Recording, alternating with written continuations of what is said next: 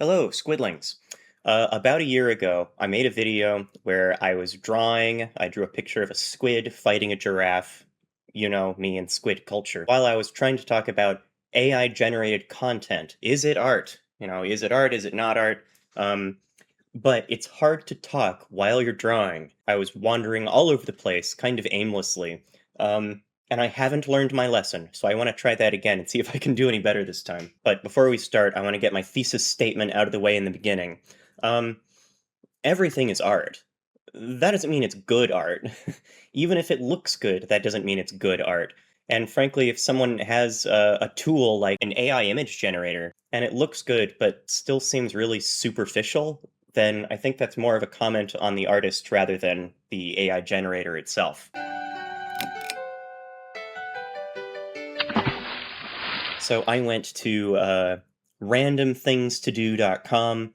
I got this prompt, robot gardener watering mechanical flowers.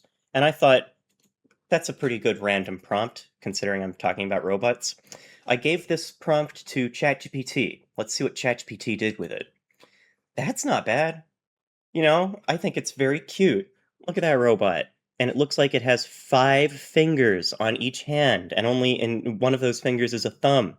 The fact that its face is really simple, everything else in the picture is really complicated, but the face itself is really simple, just to have like a simple smiley face. That's that's a little bit less superficial than I was expecting for ChatGPT. But I think I'm gonna have a different take on it. Let's see how artistic I can be. Hey, Mr. Cat. You can't quite see him, but he's in exactly the right place for a cat, which is on top of my mouse, so I can't use it.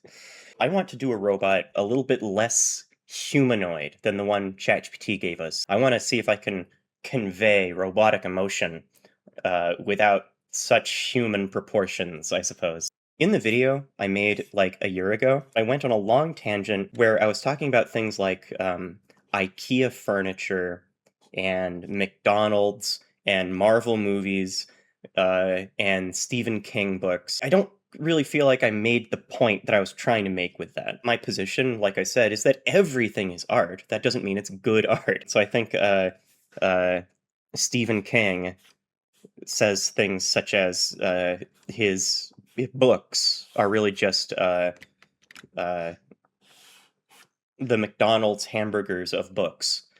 And he's not wrong. Um, but I think Misery is a really fun book. Um, oh, oh, I like that. I think he needs a little bit more face room, though. Is this a little better? Is he facing the right way? I think he's facing the right way. Yeah. So I think ChatGPT, it made the robot look happy with just like a smiley face. I want the robot to look curious and a little bit thrilled that it has the opportunity to water something. So McDonald's hamburgers, it's art. That doesn't mean it's good art, but it is something that lots of people like, and I think that says something. I went to a convention a couple months ago. It was called EYE.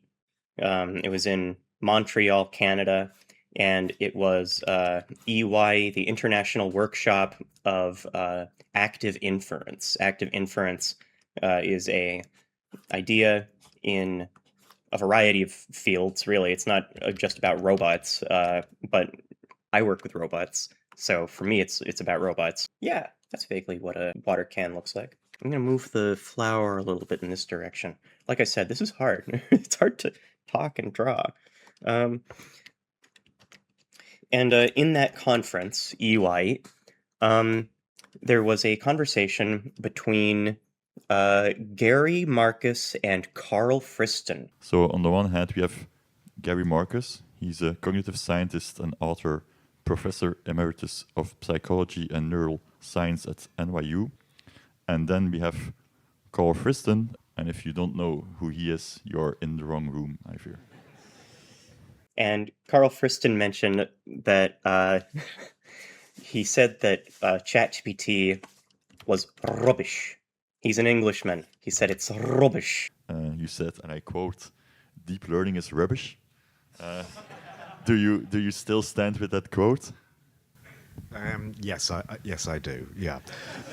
But let's just contextualize that. I had to say something entertaining and controversial. And I think what he meant by that, it was a long talk. It was a really good talk. I'll have a link to that in the description. He described that ChatGPT, things like that, they were interesting and they could be helpful. But in terms of artificial intelligence, they were rubbish. You can make these neural networks as big as you want. You can make them big, and maybe making them big is going to improve them somehow. But there are a lot of problems in ChatGPT which won't be solved just by making it bigger. The point in the conference was that they should be using active inference instead. It's important. Active inference. The idea that we're supposed to have a worldview. A worldview meaning that we're supposed to have an understanding of the world itself and how our actions will change what we're perceiving about the world. And I don't really think that ChatGPT was really doing that when it made the art that it made for us. Was it really expressing itself? Was it really happy about watering those flowers? Let's see, does this robot look curious? I want it to look wondrous. Like, wow, a flower? A flower? And I get to water it? Um, that's a little better. No, he's not looking in that direction. He's looking in that direction. Oh, what should his mouth look like? Should he have a mouth? ChatGPT was getting a lot through with that smile, and it was a very simple smile, which isn't a bad thing. But I do want to convey emotion through the eyes. I think it should have very emotional eyes. I also think it should have maybe a radar. That's vaguely what a radar might look like. And it should have something with gas coming off. No. I can make it solar powered. It's a solar powered robot. I want my robots to be decent for the environment, that sort of thing. Yeah. Okay. I'm okay with that. This is a really bad drawing. Oh well, I'll figure this out in post. Where are they? Maybe this is like a post-apocalyptic sort of thing. Maybe this is like Wall-E. He's just sort of in a bleak, dirty, sad area. Oh, it's on trash. It should be on trash. And there should be more trash in the background. So it's like this robot, this particular robot, he's saving the wonder that that the rest of this world has lost. Where the hell was I? It's hard. It's hard doing this. When it comes to that talk between Marcus and Friston, I was reminded of something said by Mark Rosewater. Mark Rosewater is someone who works at Wizards of the Coast, specifically on Magic the Gathering. And someone asked him, how do you feel with people who send you hate mail? Every time they have a new set, people are unhappy about it. They don't like the new cards. They're not as good as the old cards. And Mark Rosewater said, fans of stuff can be angry, but that's exactly the point. He said that the people who hate it the most are the ones who love it. So I think when it comes to Carl Friston and Gary Marcus, the fact that they were criticizing AI and saying how much better it could be or should be is because they love it. They love artificial intelligence. They they want artificial intelligence to be good, and they're disappointed that ChatGPT and things like it can't quite meet their threshold. They're not quite doing what they think it could be doing. They think it could be so much more. I wouldn't spend all this time on AI if I hated it. But I do hate LLMs. I'll be honest about that. They have their uses. I think that they're the wrong way to approach AI. I think you need world models at the core of how you build AI, or else you hallucinate. And I've been warning about that since 2001, before there were LLMs. I'm not using this space for anything. There could be smaller flowers. There's going to be smaller flowers. I don't want to do the mechanical flowers. I want to just do flowers. Does this share the emotional vibe that I want it to present? Does this robot look like he's been working in a garbage dump for his entire life and now he sees a flower for the first time and he's infatuated with it? I think making this correct expression is going to be difficult. But at the same time, I like this robot. I think he's a fun little guy. Trying to get back on subject, if I'm able to do that. There's a book, I Am a Strange Loop by Douglas Hofstadter. He also did Godel Bach. And in I Am a Strange Loop, he's talking about what does it mean to be a sentient being. And in the introduction, he's using the term very playfully. Do souls come in different sizes? And he says, well, obviously, a tomato. We don't usually say that tomatoes have souls. He doesn't like stepping on ants. He doesn't want to step on ants because they have at least a little bit of soul, right? And sometimes we talk about humans as if they're having souls of different sizes. He points out a particular critic, a music critic, who said that in order to play Chopin, I don't know how to pronounce this, Chopin. In order to play Chopin, Chopin. you need to be able to have a big soul. If you have a small soul, you can't play Chopin. And so I guess maybe when it comes to art, can we judge it based on how big we think someone's soul is? Well, I mean, now we're just bringing in more problems. We're talking about AI and art, and now we have to talk about soul?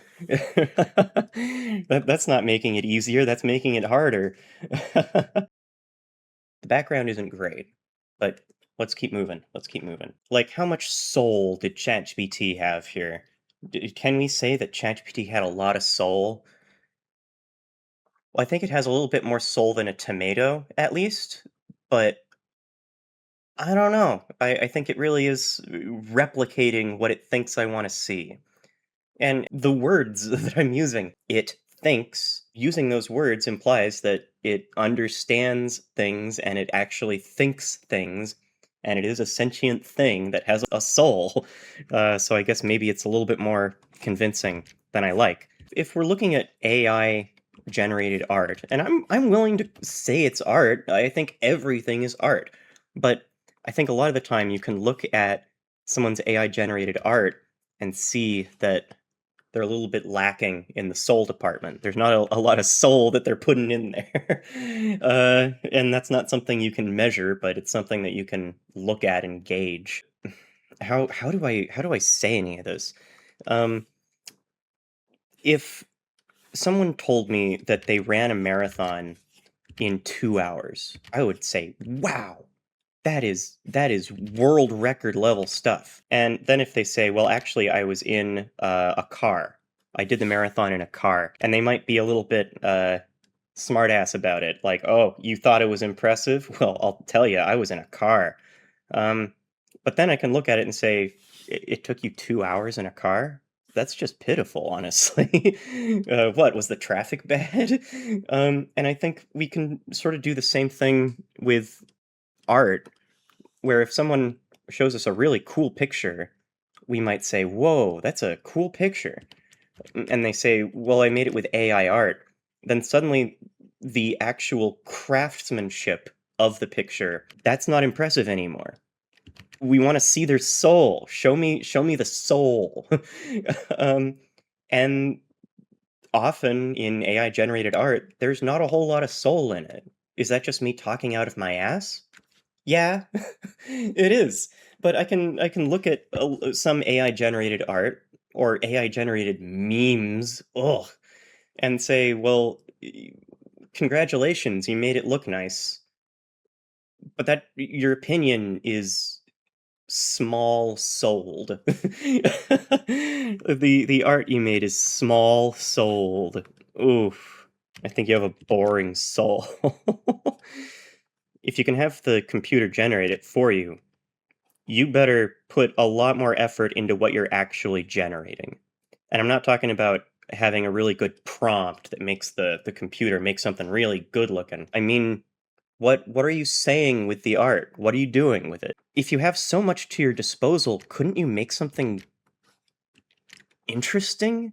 There's so much potential for art. If you have all of human history of art loaded into something and you use it to make this, and I'm just going to put up some examples, I don't know. if you use it to make that, I think that's really an insult to everything that you're using. Making something which looks like it, but has a tiny soul. Uh, does that robot look wondrous? I think he needs more white circles in his eyes. Is this wheel-shaped? That's vaguely wheel-shaped. Yeah, that's wheel-shaped. That's really wheel-shaped. It's a pretty good wheel. Anyway, one of the things on my list, I'm not entirely sure what I want to talk about regarding it. Spielberg's AI, the movie called AI. That's a pretty good movie. I will say, I think the best part of the movie is the first act. The first act, the first hour or so. The rest of it, I don't like as much, but it's not a terrible movie. It's Spielberg. He's not making McDonald's hamburgers. He's not making Marvel movies. It's about a family where, I mean, spoiler alerts. Not that spoilery. It's the first act. But it's a movie starting with a family whose son is in an irreversible coma. And so they agree to be sort of beta testers for a robot which is supposed to impersonate human beings. So they have this robot which is supposed to be their son. It's the replacement of their son. But their son wakes up from their irreversible coma. So I guess it wasn't that irreversible. They sort of keep both of them for a while, but then after a while they say, we don't want that robot anymore. We have our real son now. So they chuck out the robot.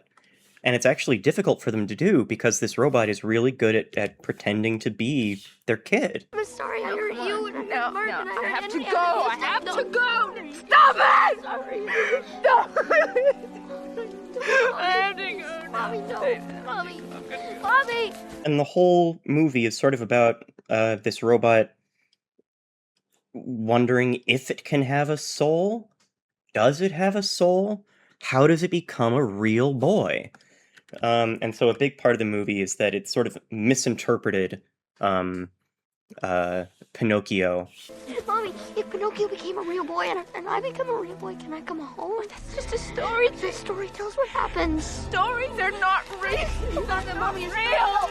So he spends the rest of the movie in Robo World, in the robot side of the world, looking for the magical princess fairy thing that can make him a real boy. And I think, again, this isn't really a spoiler per se. It's not totally relevant to anything. It's just an interesting scene in the movie where our kid, the kid robot, goes to a robot which is like a floating Einstein head, like Albert Einstein's head floating around, and you're supposed to be able to ask it questions, and it answers the questions. Welcome to Dr. No, where fast food for thought is served up 24 hours a day in 40,000 locations nationwide. Where is Blue Fairy? And this robot does a really good imitation of ChatGPT. Like, this movie came out way before ChatGPT was made, or maybe even imagined. But they perhaps inadvertently make this great image. This robot, this Einstein floating head robot, says, oh, the fairy, let me check my files. And it looks for things related to fairies, and it finds things related to fairies, and it tells him all about the fairies, and the kid robot gives more information, and it keeps combining things and mixing things and misinterpreting things just because it sort of trusts that the person who's using it is looking for real things. So it's hallucinating. It hallucinates. And I like that. I like the fact that the movie sort of predicted things that there's no way it was able to actually predict. New category, please. Combine fact with fairy tale. You know, I'm actually liking this robot more. You know, the more I go, the more I appreciate my robot. I guess my big point about AI generated art, I don't think the robot's the problem. I think the person making the art might be the real issue. The reason AI art isn't recognized as very good art is because it's art. It's just not very good art. It might look really good, but you can use ChatGPT to make stuff look good. That doesn't mean it is good. Do you think that those making artificial intelligence are so preoccupied with whether they could, they're not stopping to think whether they should? I'm worried about that. What do you think of AI-generated art? In a way, I've already done that movie. I told that story with AI. Yes. When a human person uses the medium of the digital tools to express themselves and say something, that's fantastic. And to lose that because books and movies and music is being written by machines that we created, and now we're letting them run with, that terrifies me. If I went to McDonald's and I was able to order like a 5-star Michelin restaurant burger, I might say it's art, but what is the purpose of that? Maximizing profits for McDonald's. And I'm not the most anti-capitalist guy in the world. It's okay to make food in exchange for currency. That's what a lot of things are for. But at the same time, I think that Michelin burger would be a money burger, not something with incredible artistic value. I am talking out of my butt. You know, maybe I'm not doing any better than I did last time, where I was just talking around and not necessarily meaning what I say, just because it's hard to talk and draw.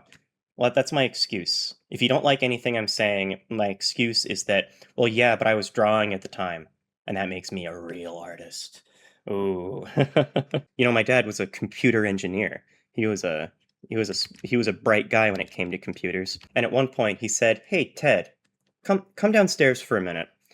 And I came downstairs, and he was holding, you know, the house phone. And this was back in the days when we had phones connected to the walls. Oh, like cavemen.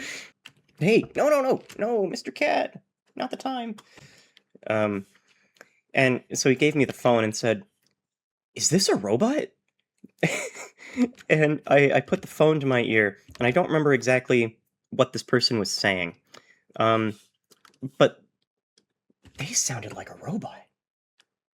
They really earnestly sounded like a robot. Suddenly, this person hadn't realized that they'd started a Turing test, and they were they were losing.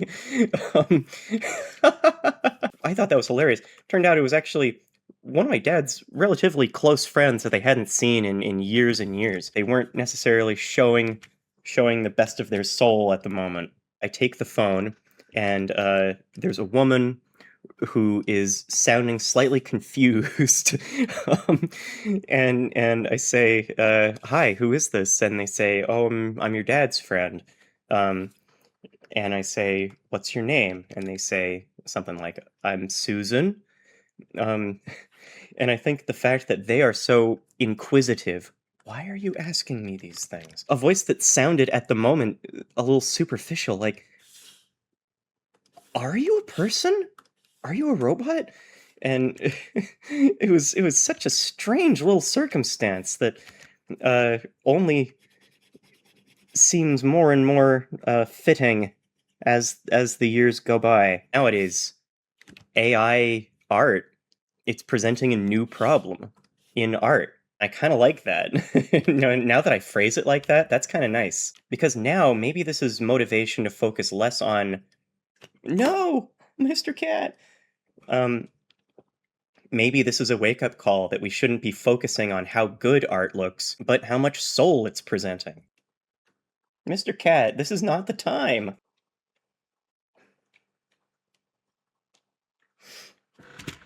There we go. Where was I?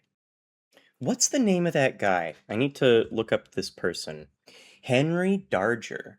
Henry Darger is a really interesting figure, and I feel like when it comes to the time of AI and judging, are these things art? Henry Dart. No, Mr. Cat! This is not the time! When it comes to AI-generated art, is it art? Is it good art? Is it stealing art? Henry Darger was an outsider artist. I believe he was a janitor that no one paid attention to.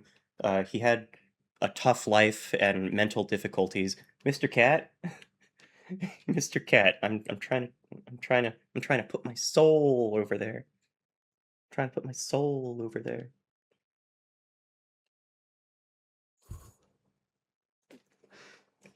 This guy, this guy.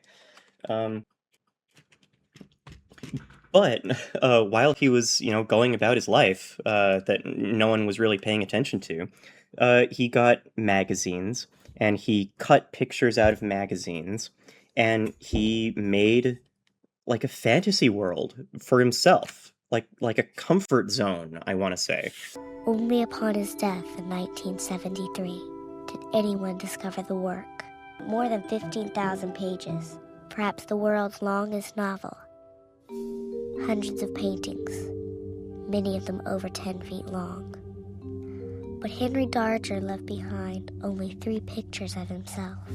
I tell you, I don't think many people even noticed him. I think that's really interesting because is he stealing the art? Well, he's definitely using someone else's art, but he's making it into something completely different. Mr. Cat. Here, I need to love the bejesus out of this cat for a second. I think he's lonely. Mr. Cat, this is nice, but I feel like I have something that I'm supposed to be doing right now. Sorry, Mr. Cat. Take a look at the camera. Okay. Is that what you needed? Okay. So Henry Darger, he made this thing out of other people's stuff, and it's weird, and it's not something that anyone is going to completely read, I don't think. But it's there. He made it, and it's uniquely him. It's uniquely him. He had a surprisingly big soul. I'm not saying it's good art, but it's definitely art, and it's him. He had a big soul, a soul bigger than people knew, and he just put it on paper. And I think that's really interesting. What else is going on in my life? I've submitted my thesis. My thesis is submitted, which means I think in a couple months I'm going to have my thesis defense. I was hoping it would be a lot sooner than that, but I guess if you're going to get a couple professors in one place at one time, you might need to look a couple months in the future. And I'm feeling pretty good about it. I'm feeling pretty good. I think my thesis is strong. I think my results are good. I think I'm pretty good at giving presentations a lot of the time. I like this robot. His expression needs some work. I need to work on his expression, but first I think I'm gonna get those flowers out of the way here. Oh, the flower should be like the brightest, happiest, most cozy thing on the page. Here. But also, it needs to be a flower that needs help. It needs to be a flower that is surprisingly alive, given its circumstances, trapped in a garbage dump, but also it's clearly, oh, I need your help. I need your help, Mr. Robot. Oh, maybe it should be blue. Blue flowers aren't very common, but I like the idea that this robot is seeing itself in this flower. Yeah, I like that actually. And the prompt did specifically say it should be a mechanical flower. So maybe I need to make it more mechanical themed.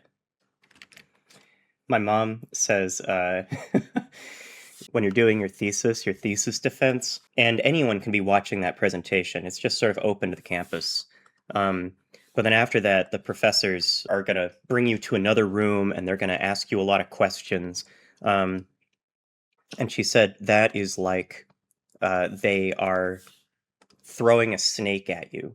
And how big the snake is depends on how good your presentation was. If you give a really good presentation, then they're gonna spare you. They're gonna like throw a little snake at you. Maybe they'll throw a gummy worm at you. But if you give a really bad presentation, then the professors are gonna throw an anaconda at you, and you better hope that you can defend yourself from an anaconda. How's that if I remove the sketch layer? I have a problem with colors. My squid, when I make talking squid videos, that palette is a specific palette at this website that I'm going to put on screen. Maybe I should go to that website to choose what colors I actually want to use here. The water needs to be blue, of course. Or maybe it should be white. White water. Or maybe just much lighter colored blue. Let me just make it. Well, let's just try drawing it somehow, and then I don't know how to draw water. Water's hard. Water is hard. Okay, so like large and long lines at the very top, and then they get smaller, smaller, and then some very thin lines just along it. Oh, okay. That ain't so bad. That ain't so bad. I kind of like that. Just to finish up, my thesis statement I want to make is that sometimes art looking good is sort of covering up the fact that there's nothing inside it.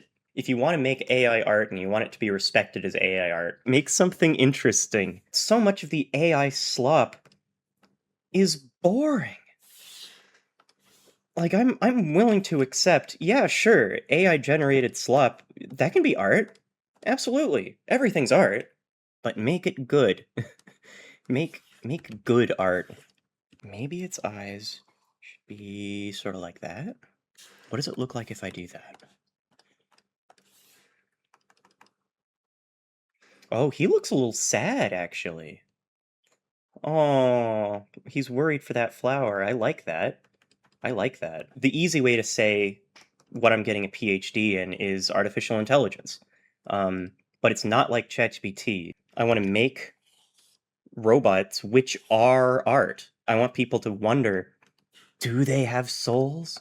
Do they? And so if you're going to make AI art, make sure that you're making art where people look at it and say, yeah, it was generated by AI, but the guy who made the prompt, they've got a soul. Art is supposed to make people feel things. McDonald's, it's a very shallow feeling. It's a burger. It's a nice burger. It's got salt in it. So it's kind of low dimensional. And if the only way you can make AI art which makes people feel things is by making rage bait that makes people angry that you're using AI art, you can have at least a little bit more soul in there. I want this robot to be looking at it and being like, wow, a flower? Oh, how astounding. Oh, I never even imagined something like this. Yeah, that's boring. He doesn't look like he's fascinated. Let me add the dots. The dots often help. Now that's even more boring. To end on a even more pretentious note, as someone who studies artificial intelligence, I think I've had a couple people ask, are they sentient? You know, do they have minds? Do they have souls? And I think the more I study artificial intelligence, the more we should be thinking about it the other way around. We should be asking different questions. We should be asking, is sentience actually as important and interesting as we think it is? Is it? When I have the eyes a little bit higher up, that makes them a little bit more, Mr. Cat. That makes them a little bit more like, the other eye, the eye in the back is too big. Mr. Cat? Mr. Cat. Not the time. Okay, Mr. Cat.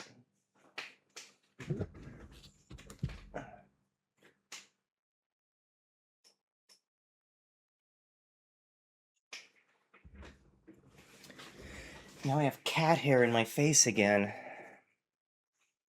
Worse things have happened. Oh, there have been a lot of bicyclists around lately. You can hear that? Can you hear them going? Meow. Meow. Okay, I kind of like that. The sort of bean, the bean eye, the bean pupil does sort of make him look like, wow, that's a flower? Here I'm drawing a robot that I want to be curious and imaginative and wondering about the world. And those are the robots I want to make in real life too. The robots I make, I want them to seem like they're really considering the world as it is.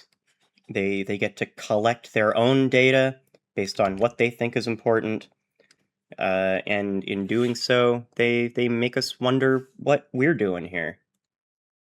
How do we work? No, Mr. Cat. His name is Shiva.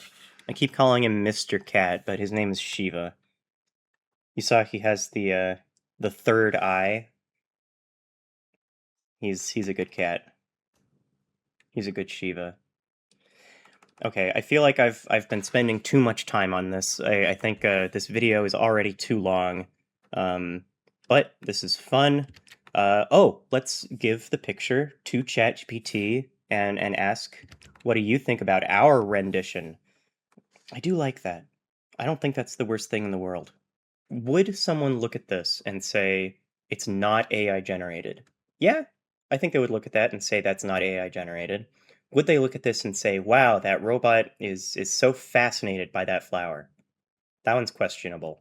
But it's done. The whole art, the art is the video itself, the whole thing. What do you think of mine? It's charming. Oh, ChatGPT, it always has to say, wow, this is the best thing I've ever seen.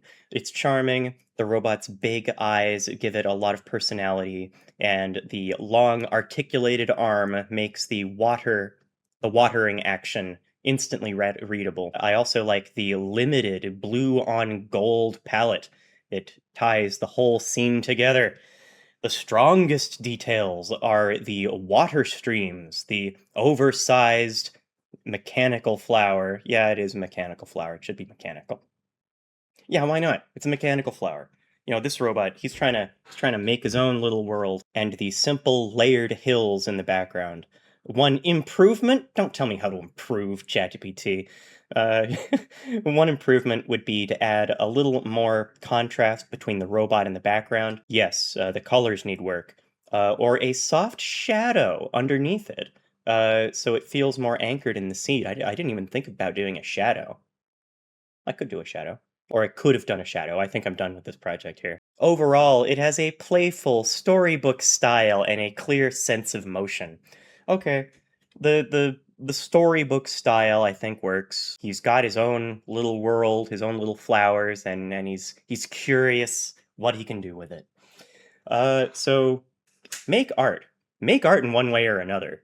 And if you're going to make AI art, make sure that it doesn't just look good. Make sure people look at it and say, wow, that artist is saying something interesting. They've got a little soul, enough soul to play Chopin. Chopin, however you pronounce it. All right, let's see, squidlings.